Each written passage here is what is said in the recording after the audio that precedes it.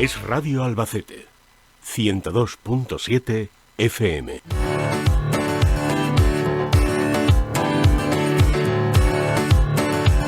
Bueno, y vamos a darles ahora información útil que nos gusta a todos muchísimo. Vamos a hablar de esas recomendaciones para la puesta a punto de nuestros vehículos, sobre todo de cara a la Navidad. Tenemos con nosotros al que ha sido profesor de tecnología de automoción hasta hace nada, porque está recién jubilado, Ginés Luis Núñez. Ginés, ¿qué tal? Muy buenas. Hola, buenos días. ¿Qué tal? ¿Cómo va eso? Bueno, pues te hemos invitado porque, claro, llegadas estas fechas, Ginés, el que más y el que menos tiene familia fuera o quiere viajar o ir a otra ciudad a ver luces navideñas, como irnos a la capital de España o irnos al pueblo a pasar la Nochebuena, etcétera. Vamos a hablar de la puesta a punto de nuestro coche. Sí, es fundamental en estas épocas, sobre todo cuando tenemos que hacer un uso más intensivo del vehículo. Entonces, tenemos una serie de aspectos que es fundamental que revisemos.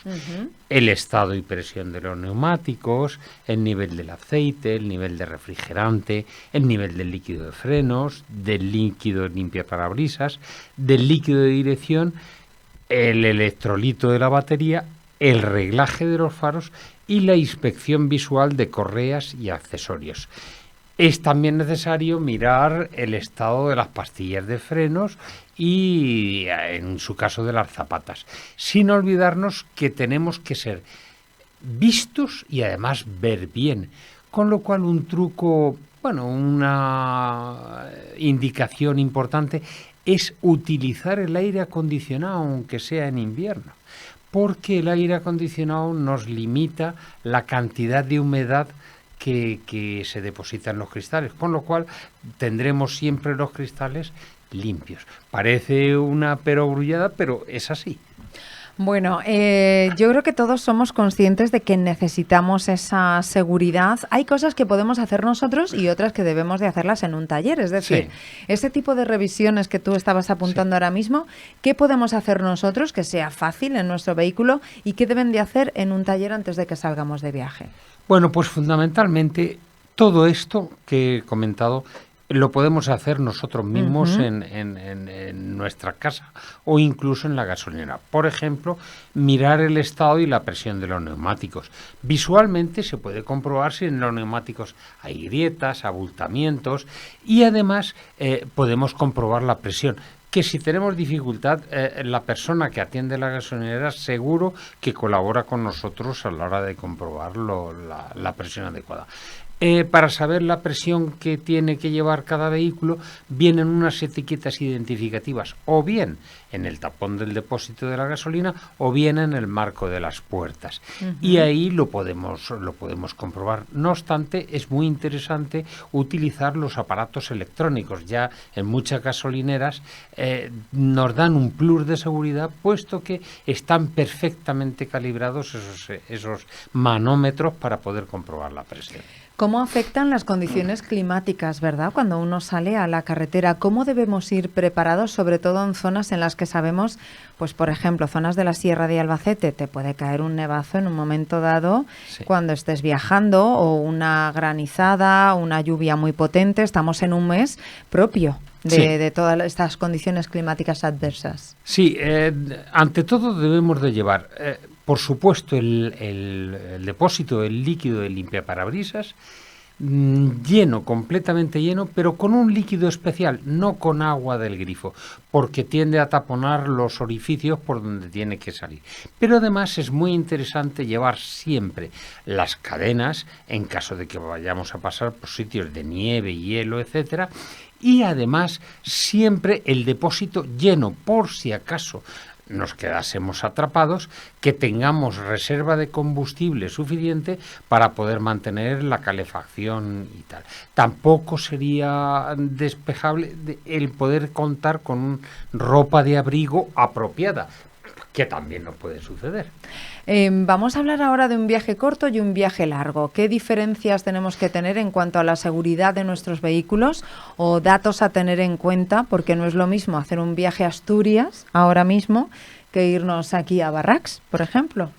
Pues sobre todo, la mayoría de los accidentes se están dando en viajes cortos. ¿Ay?